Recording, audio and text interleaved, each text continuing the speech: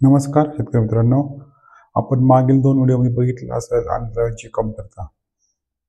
आपण ह्या व्हिडिओमध्ये आपण NPK, कॅल्शियम, बोरॉन, परत हे 7 प्रकारचे सूक्ष्म घटक, म्हणजे थोडक्यात आपण ज्या मागच्या व्हिडिओमध्ये बघितलं का अन्नद्रव्य आपण जे पिकांना जे अन्नद्रव्य टाकतो ते अन्नद्रव्य आपण पीक कसं घेतं, तर तेव्हा आपण ठिकाणी तुम्हाला सांगितलं. तर आपण एकदा रिव्हिजन करू आणि पुढं काय काय ते तुम्ही व्हिडिओमध्ये बघा कंटिन्यू.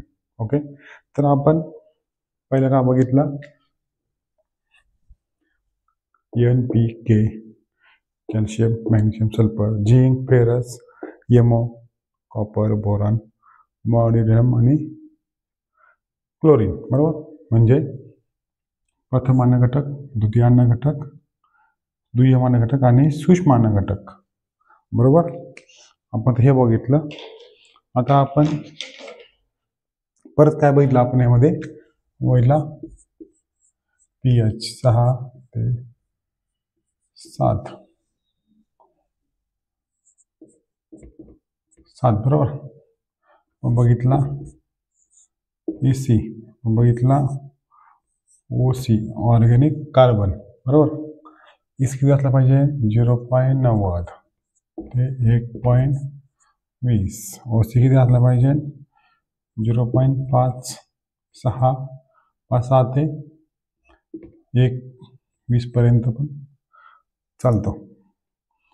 एक pH बघितला, 2 नंबरला EC बघितला, 3 नंबरला OC बघितला पाहिजे आहे तो CC.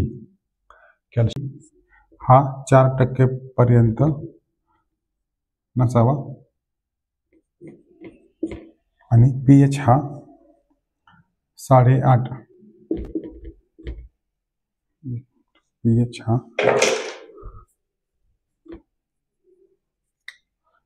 pH हा 8.5 पर्यंत गेला पाहिजे. आणि CC म्हणजे कॅल्शियम कार्बोनेट हे 10% पेक्षा पुढं गेलं तर तुम्ही जिप्सम वापरू शकत नाही. जिप्सम मध्ये असतं कॅल्शियम सल्फेट. कॅल्शियम सल्फेटमध्ये चुनखडी आणि कॅल्शियम यांचं एकत्र अभिक्रिया झाल्यानंतर तुमच्या जमिनीमध्ये क्षारांचं प्रमाण अधिक वाढतं. अशा जमिनीमध्ये तुम्ही जिप्सम वापरू शकत नाही. जिप्सम वापरण्यापेक्षा तुम्ही कॅल्शियम हे कमी वापरायचं आणि सल्फर हे जास्त तुम्ही वापरू शकता. म्हणजे तुम्ही 90% सल्फर वापरू शकता. 90% सल्फर यामध्ये येतं हरियाली, 80% येतं सल्फामॅक्स येतं, 90% बेन्सल्फ येतं आपलं, ते चालतं. किंवा मार्केटमध्ये भरपूर कंपनी 90% 80% सल्फर आहे, तुम्ही ते सल्फर तुम्ही यातून वापरू शकता. तर आपण हे pH, EC, OC, CC तुम्हाला कळलं असं CC काय आहे. तर आता आपण पुढं खतांचे जे डोस आहेत कसेच वापरायचे तुम्हाला हे सांगता. यामध्ये तुम्ही पिवळा सल्फर यामध्ये वापरू नका. जे बुरशीनाशकाचं काम करतं, कीटकनाशकाचं काम करतं, आपल्याला बेंटोनेट कोटिंग डाळ असते ती वापरा, किंवा ब्राऊन सल्फर असतो तो वापरू तुम्ही शकता यामध्ये. आपण पुढे आता डोसेस कसे आहेत ते आपण बघूया.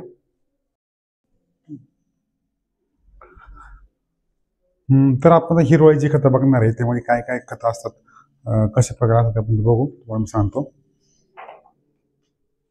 तर या ठिकाणी आपण ताक, ढेंचा,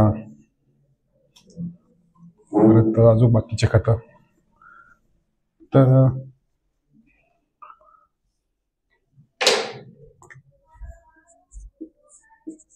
हिरवळीची खते यात ताग, ढेंचा. तर ही जी खतं आहेत ताग, ढेंचा, ही खते pH तुमचा 9 pH जरी असला तरी ही खतं येतात. म्हणजे काय करतं, 9 pH जमिनीमध्ये असलेले ही पिकं क्षार ओढून घेतात. मला सांगा, ताग वाळल्यानंतर कसा असतो, ढेंचा वाळल्यानंतर कसा असतो, तो लांब असतो ना. मग ते वाळलेल्या खतामध्ये त्या तागामध्ये जे जमिनीतले जे क्षार आहेत हे जमिनीतले जे क्षार आहेत हे सर्व यामध्ये येणार ना, हे सर्व क्षार यात येणार. ओके, तर मग ते क्षार ह्यात आले बरोबर. मग ही जी पिकं आहेत हिरवळीची खतं ही हे काय करणार, वळवून घेणार सगळे. आणि आपल्या जमिनीमधले जे क्षार आहेत हे क्षार ही जशी वाढतील तसे ते क्षार वाढतील. ह्याचा अर्थ काय होतो, तुम्ही हिरवळीची खतं घ्या, तुमचा सेंद्रिय कर्ब वाढतो, त्या मानाने तुमचे हे NPK. तर हिरवळीची खतं आपण यामध्ये बघणार आहेत, बघितली तर ही जमिनीमध्ये बघा तुमचे पिकं आहेत. समजा इथं ही तुमची जमीन आहे, ह्या जमिनीला लागते 25% हवा असते.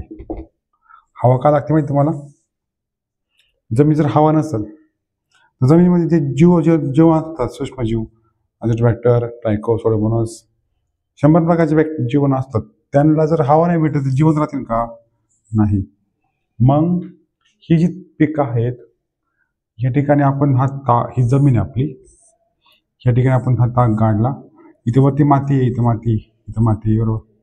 हा ताक गाडल्यानंतर कालांतराने हा ताक काय होतो, 2 जमिनीमध्ये तुम्हाला पोकळी तयार करून देतो. म्हणजे इथं तुम्हाला काय लागणार आहे, हवा 100% लागणार आहे बरोबर. जमिनीतलं जे क्लायमेट आहे ते हवा, पाणी आणि प्रकारच्या याने बनलेलं असतं.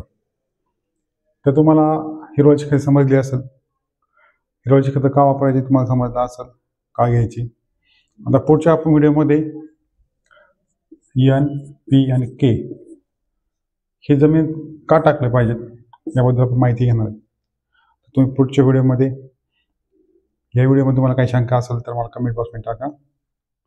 चॅनलला लाईक करा, शेअर करा, सबस्क्राईब करा आणि बेल आयकॉन नक्की क्लिक करा. धन्यवाद.